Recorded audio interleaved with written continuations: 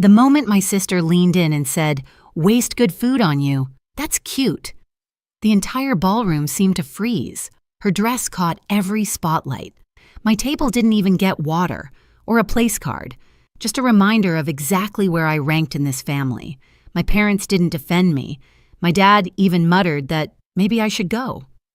So I did. I walked out past the whispers, the smirks, carrying something they never saw. Not anger, not shame. Before I tell you how everything collapsed around them, tell me, where are you listening from? And as for that moment, they had no idea what they'd just lost. I grew up in a quiet neighborhood outside Charleston, the kind with trimmed lawns, polite smiles, and families who looked perfect from the sidewalk. Ours looked perfect too, at least in pictures.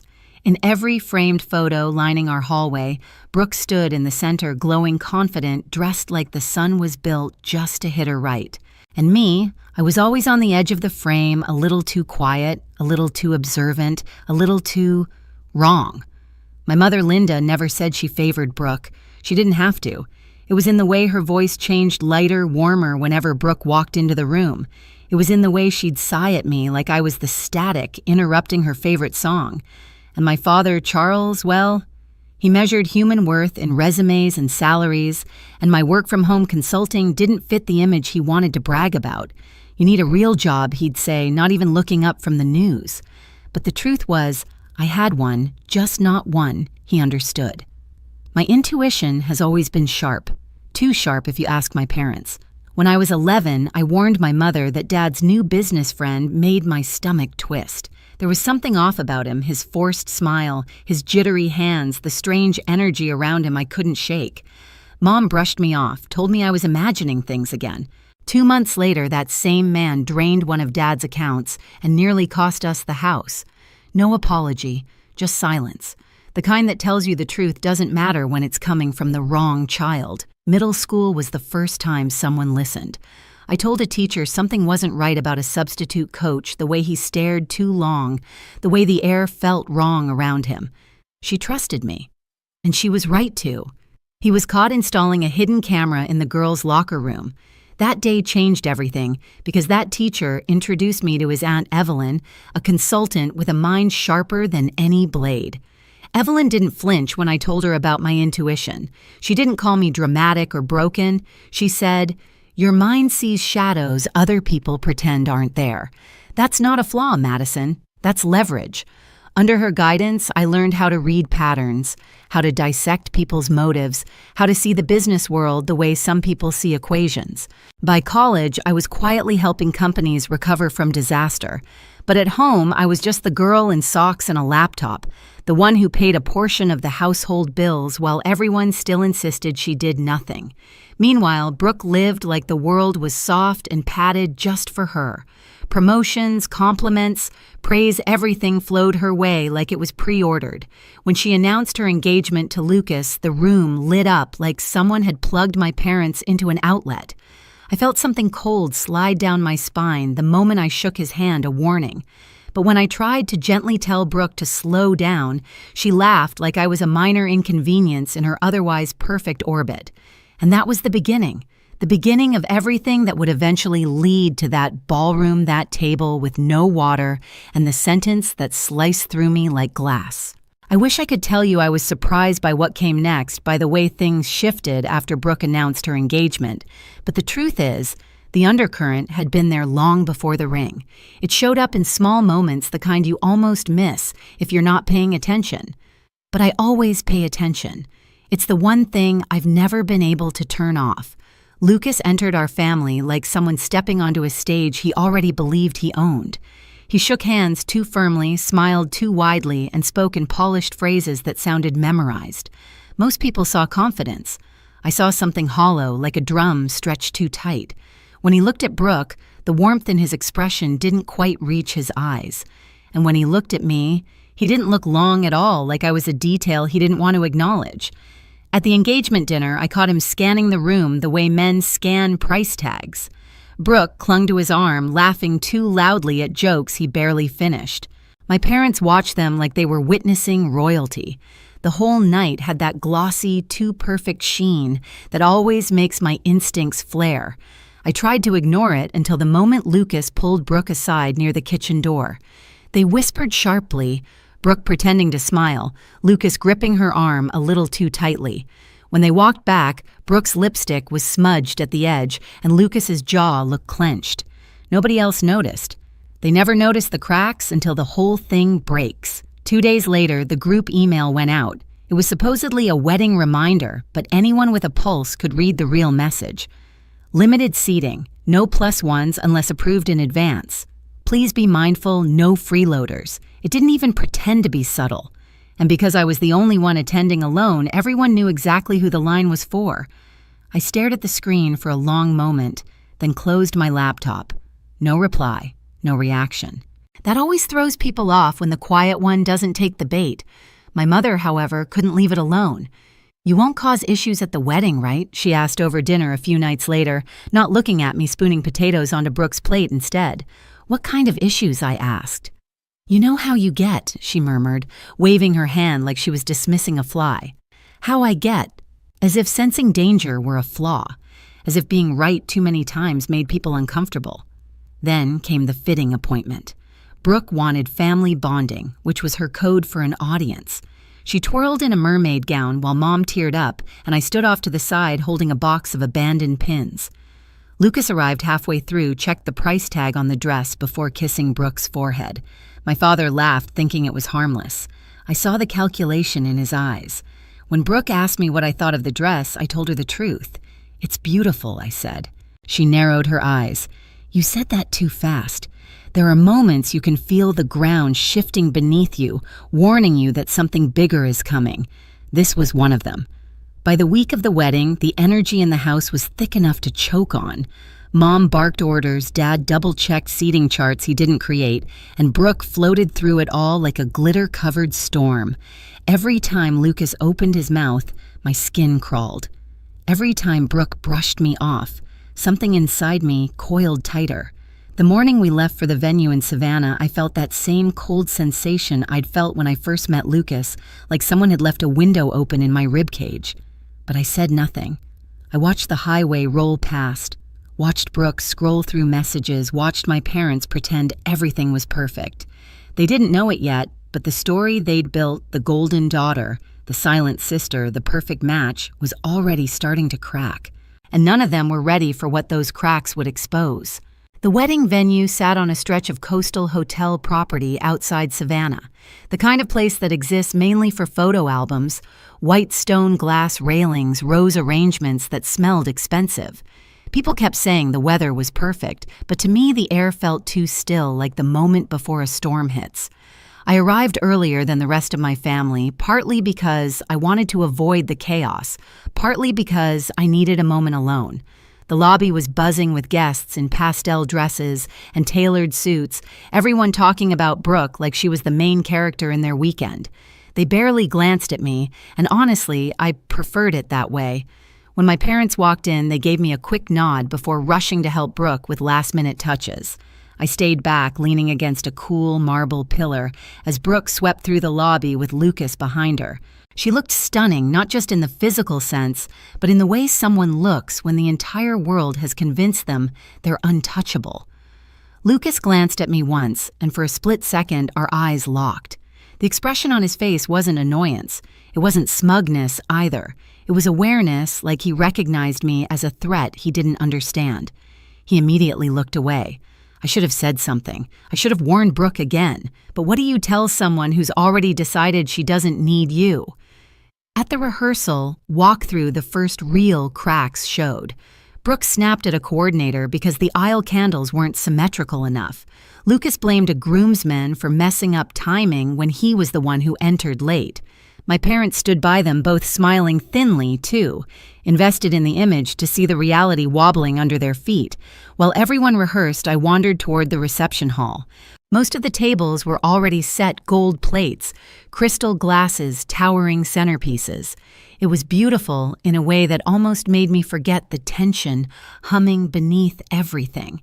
Then I found my assigned table.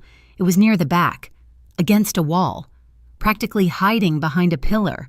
No centerpiece, no water, no place card, just an empty setup that felt less like a mistake and more like intention.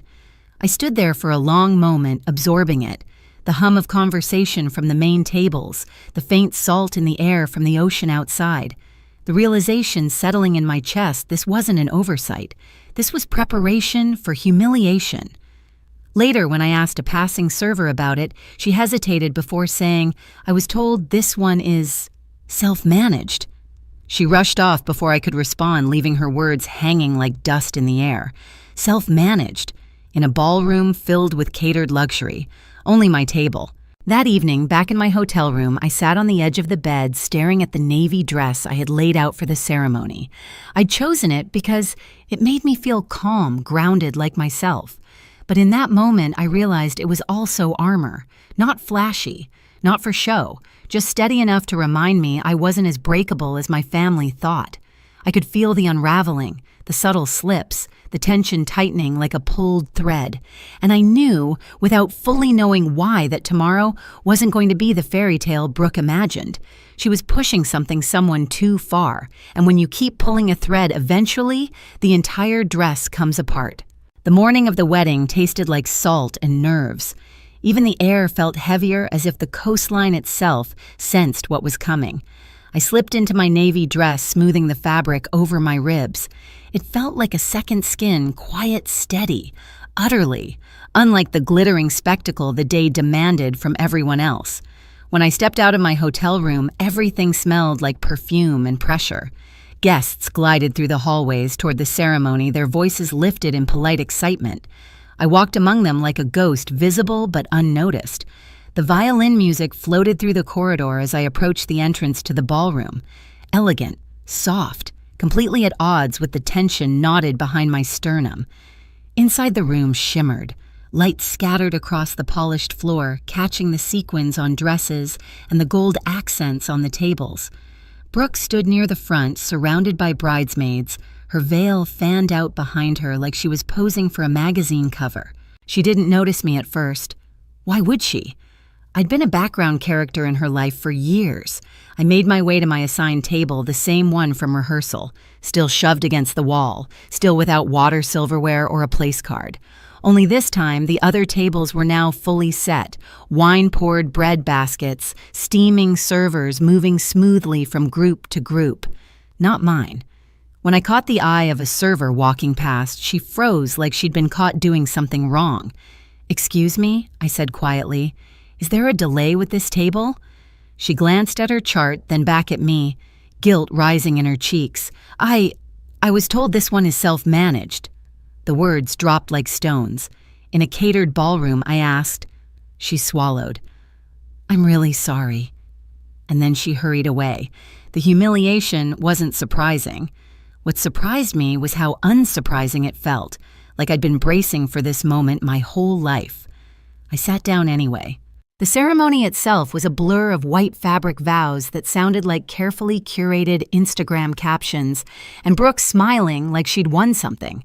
Lucas stood beside her in a suit that felt like a costume's sharp lines hiding a hollow core. When they kissed and the room erupted in applause, I clapped too. Not out of joy, but out of resignation. This was the world they wanted, the image they'd built, and I had never belonged in it. After the ceremony, guests flowed into the reception hall.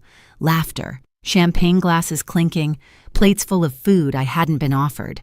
I stayed seated silent, the cool wall at my back. That was when Brooke saw me. She detached herself from a cluster of bridesmaids and walked over, dress, swishing, perfume hitting, before her words did. She leaned down, her smile so syrupy sweet it made my teeth ache. "Waste good food on you. That's cute." Her voice wasn't loud. It didn't need to be. The people closest to us heard it. The ones further away felt the shift, heads turning, whispers catching like sparks. I blinked at her, stunned, even though I'd prepared myself for something. Just not this level of precision, this level of cruelty. She tilted her head. "You can just leave the gift and go home." Home. A place where I was needed when bills were due, but forgotten at every celebration. I felt every eye on me. The sting wasn't from her words. It was from seeing my parents standing just a few feet away, watching, doing nothing. My mother looked at her flowers. My father took a sip of wine, then muttered, "Well, maybe she should go." And that was it. The moment the last thread snapped, I stood slowly. The room seemed to expand and contract around me like a lung struggling for breath. My napkin slipped off my lap and onto the floor, landing with a soft whisper. "All right," I said, forcing a small smile. "I'll go." Brooke smirked. Victory. But I wasn't finished. I looked at her, really looked at her, and added, "But just know this, you'll all regret it." The air shifted. Someone at the main table dropped a fork. A bridesmaid sucked in a breath. Brooke blinked confusion slicing through her smugness. Before she could respond, a chair scraped loudly near the front. A tall man in a slate-gray suit stood Grant, Lucas's older brother. I hadn't seen him all morning. "I care," he said, his voice cutting through the ballroom like steel wrapped in calm, "and you should listen to her." Every head turned. Brooke scoffed. "I'm sorry, who are you?" Grant, he replied. "Lucas's brother." Lucas stiffened beside her. Grant continued, "I've kept quiet because I didn't want to ruin your day. But Harper's right. Harper." He'd gotten my name wrong, but no one even noticed. They were too focused on him. "You will regret this," he said evenly. "All of it." The room fell into a deeper silence. Then Grant turned to the crowd. "Since everyone here loves appearances so much, let's rip off the last one. Lucas isn't an heir to anything. Our father's company filed for bankruptcy 6 months ago. He's been unemployed since." Gasp shot across the room. Brooke whipped toward Lucas. "What? Tell me he's lying!" Lucas's jaw flexed. "I never said I was unemployed. You implied you were taking over," she whispered, voice cracking. "I didn't tell you to sign anything," he muttered. And then it all tumbled out. The condo lease in her name, the fake timelines, the sudden wedding, the fabricated stability. Brooke's face went pale beneath her makeup. My parents stood frozen. Linda's hand trembled on her necklace. Charles muttered a curse under his breath, suddenly aware the golden image he worshipped was collapsing. But the meltdown wasn't done. Another voice rose from a table near the front. Firm, older. Enough. Mr. Dalton stood impeccably dressed, silver hair reflecting the chandelier light. Brooke's eyes widened. "Mr. Dalton." He ignored her. He pointed to me. "I came here out of respect," he said. "Not for you, for her." A ripple tore through the room. "Harper." He paused, corrected himself. "Madison saved my company 6 months ago. Quietly, efficiently, brilliantly. You all enjoy the stability. Thank her." Brooke's jaw dropped. My parents stared at me like they'd never seen me before. Mr. Dalton continued, "She doesn't need a spotlight or your approval. She just needed to be heard." Brooke swayed, almost missing a step in her heels. Whispers erupted, questions, shock, regret. A guest near the gift table asked loudly, "Are refunds allowed?" Someone else whispered. "Did they really not serve her food?" Another murmured. Brooks finished.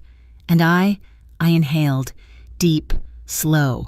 For the first time all day, the air didn't choke me. Grant moved closer, placing a steady hand on my shoulder. "Let's go," he said softly. "This place is sinking." I nodded. We walked out together past the fallen glitter of Brooke's perfect dream, past my parents' stunned silence, past the wreckage unraveling behind us. When the ballroom doors closed, the ocean breeze hit my face, not cold but clean, like starting over. Behind us, the wedding was burning. Ahead of me, something else was opening, something that finally felt like mine. The fallout hit faster than any of us expected. By Monday morning, clips from the wedding were circulating online, shaky phone videos of Brooke's meltdown, Grant's calm revelation, Mr. Dalton calling my name in front of 200 stunned guests. People love a polished disaster, and this one practically gift-wrapped itself for the internet. Lucas disappeared blocked. Brooke blocked. Grant blocked half the wedding party. He slipped out of the city before anyone could demand answers. The condo, Brooke signed for non-refundable. Payments stacked up like quicksand. Then the ripple spread to my parents. Without the money, I'd quietly been covering utilities repairs, even some of their overdue bills, their perfect facade cracked wide open. They rented out the guest room. Charles picked up part-time work. Linda started selling antiques online, pretending it was a hobby. They didn't call to apologize. They only called to ask if I could help Brooke through a hard time. I didn't take the call. Meanwhile, my world finally expanded instead of shrinking. I moved into a small apartment in downtown Charleston. Nothing fancy, but full of light with space for my notebooks and late-night strategy sessions. After the wedding fiasco went viral, in business circles, clients reached out nonstop. Mr. Dalton introduced me to 2 CEOs. Evelyn nearly cried when she saw my calendar filling up. For the first time, I wasn't surviving my life. I was living it. And the strange part, I didn't miss any of them. By early spring, the noise around the wedding finally settled, leaving only the pieces everyone had to live with. Brooke was one of the first to crack through the silence. She showed up at my apartment one Friday afternoon, no heels, no designer bag, just a tired girl with swollen eyes and a voice that barely held itself together. "I don't need money," she said. "I just don't know where else to go." For a moment, I saw the sister I used to imagine having. Not the one who mocked me in a ballroom, not the one who believed Lucas over logic, just someone who'd finally fallen far enough to see the ground I'd lived on all my life. I let her in on rules, no lies, no insults, no excuses. She nodded grateful in a way I'd never seen. Grant kept in touch too. Soft check-ins, no pressure, a quiet steadiness that felt new but safe. Maybe something would grow there. Maybe not. For once, I didn't feel rushed to define it. Standing by my window one night, watching the city lights flicker, I realized something simple and sharp. Being the quiet one never made me weak. It only made people underestimate the moment I finally chose myself. If you've ever been the overlooked one, the underestimated one, share your story in the comments. And if you want more stories like this, hit subscribe so you don't miss what comes next.